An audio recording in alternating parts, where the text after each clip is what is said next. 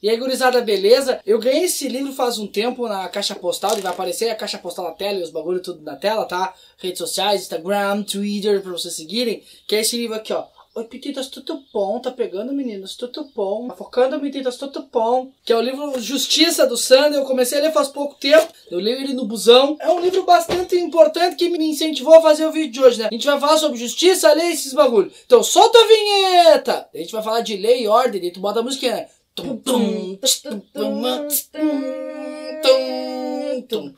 E aí, gurizada, beleza? Antes de mais nada, se inscreve no canal aí, curte e compartilha com os amigos já, antes de ver o vídeo. Gurizada, o que eu vi pelas internets da vida foi que depois que o Lula foi preso, meio que deu uma acalmada naquela coisa de tipo, vamos continuar prendendo todo mundo e tal, e tal, e tal. Várias coisas pra falar sobre isso. Primeiro que é o seguinte, eu não sou daquela ideia que acha que todo mundo é seletivo e só queria prender o Lula, não. Eu não sou dessa teoria. Tem pessoas, obviamente, que queriam prender o Lula, né, e somente ele, achavam que ele preso estaria resolvendo todos os problemas. E tem pessoas que querem prender todo mundo e tudo mais. Só que mesmo dentro disso, a gente tem que observar uma narrativa que é engraçada, que quando acontece esse tipo de coisa, parece que já é uma desculpa pronta pra não prender todo mundo. E quando fala, o Temer! Ai, ele tem o foro privilegiado. Ah, e o outro fulano lá!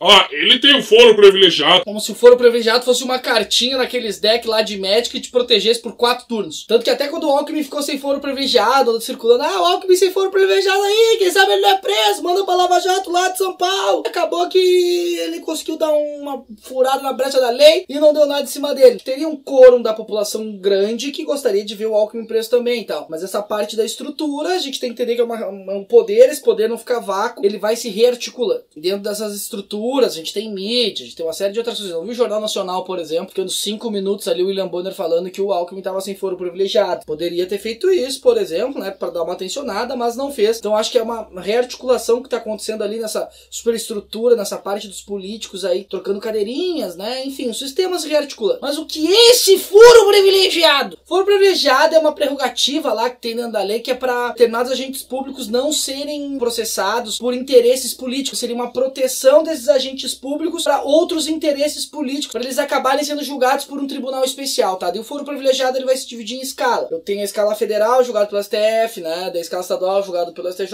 né? E assim vai tendo uma série de escalas. E essa proteção ela é concedida ao cargo, não ao indivíduo. Por isso que quando tu sai do cargo, tu fica sem foro. Porque o Alckmin, quando ele saiu do cargo de governador para concorrer a prefeito, ele ficou sem foro privilegiado. Foro privilegiado existe desde o Brasil Império e ele aumenta muito no período da ditadura militar. Que absurdo! Esses políticos, eles têm que ver só. Políticos corruptos, ladrões, querem todos morram, foro privilegiado. Não que não seja um absurdo o político ter foro privilegiado, tal. Também acredito que é um absurdo o político ter foro privilegiado. Só que a gente tem que entender que 79% dos 55 mil brasileiros que têm foro privilegiado vem do judiciário e não do executivo e do legislativo. São promotores, são juízes, uma série de funcionários do judiciário aí que possuem essa prerrogativa do Estado. Só título de comparação pra gente ter uma ideia, no Reino Unido só a rainha que ela possui foro privilegiado, por exemplo. Ninguém mais tem, só pra gente fazer um comparativo. Isso é interessante se observar quando a gente começa a discutir Lava Jato, se o Sérgio Moro tá certo ou não, se o impeachment da Dilma foi certo ou não, que tem que prender todos corruptos ou não, por que o Internacional caiu, né? Quando começa todas essas discussões, a gente esquece muitas vezes de fazer uma discussão, não falo que é a principal, mas ela também era importante de ser feita e que a gente esqueceu de fazer. Por que a população sabe tão pouco sobre o judiciário? Eu fui dar uma olhada e vi que o Brasil é o país que possui mais faculdades de direitos do mundo. O Brasil possui em proporção mais advogados que os Estados Unidos. O Brasil é a terra de doutores. Tem motivos culturais envolvidos, motivos históricos. A primeira faculdade foi de direito. Quando o cara fazia a faculdade de direito lá na época do Brasil Império, o cara poderia ser tipo a OAB da época. Se ele fizesse tipo a OAB da época, ele teria o título de doutor. Então por isso que começa-se, né?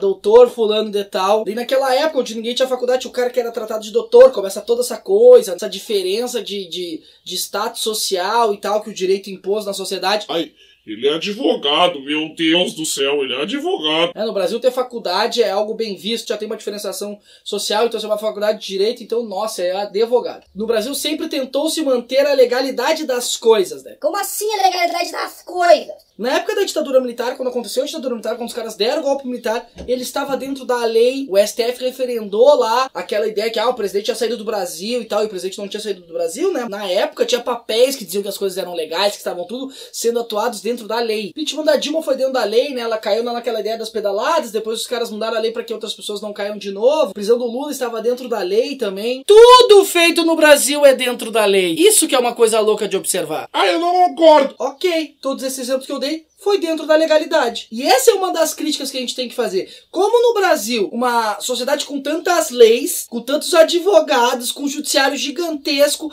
as leis não são claras. Não há critérios objetivos que a gente consiga julgar pessoas. Daí acaba caindo no colo de um juiz determinadas coisas, e esse juiz faz uma tese que ele acredita que é a certa, usa uma série de artifícios, de ferramentas da lei, e tenta defender a sua tese. Tese essa que ele vai achar mais justa pro momento. Nós poderemos achar isso imoral, injusto, mas não é ilegal. E cada vez mais a gente tem que entender no Brasil que a lei e o judiciário também é usado de forma política. Esses agentes do Estado, eles também têm interesses e motivações políticas. Eles também negociam lá com os políticos. Ó, não mexe nos meus privilégios que eu não mexo nos teus, hein? Ó, vamos lá. Também tem essa negociata. Não dá pra gente idolatrar pessoas. Ai, eu amo o Sérgio Moro. Não dá pra gente idolatrar essas pessoas no momento que a estrutura toda é errada. E eu não tô falando mal dele. Estou falando que a gente não pode idolatrar. Ou alguém esqueceu do Rafael Braga, que preso com o Pinho-Sol lá. Ou alguém esqueceu o filho daquela promotora traficante de droga e o cara tá livre aí. Então, são essas aberrações jurídicas que acontecem no nosso país. O judiciário veio para o holofote do Brasil nos últimos anos e ele fez uma série de coisas boas. Ele causou medo nos políticos. Os políticos ficaram, nossa, meu Deus, estão me vigiando. Essa coisa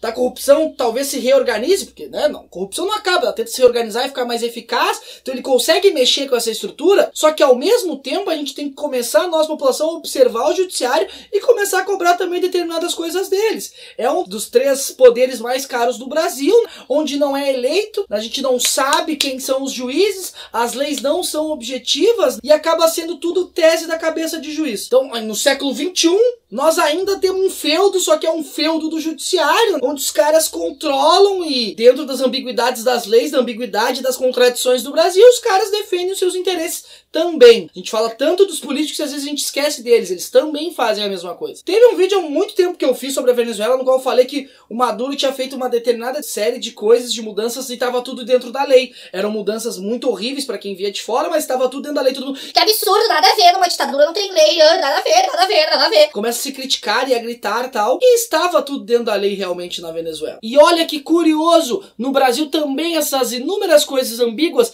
têm esse tom de legalidade. É como se eu passasse um verniz de legalidade em determinadas ações do judiciário. Não tô querendo dizer que o que o judiciário faz é errado, acho que o judiciário faz é fundamental dentro do Brasil. Tô querendo dizer que o judiciário também tem que passar por um pente fino dentro das nossas instituições, não só os políticos. Mas daí isso vai levantar uma outra dúvida, que é qual, professor Renan? Quem vigia os vigilantes? Então é isso, gurizada, espero que vocês tenham gostado. Curte, compartilha, passa pros amiguinhos. Beijo no cérebro de todo mundo e tchau!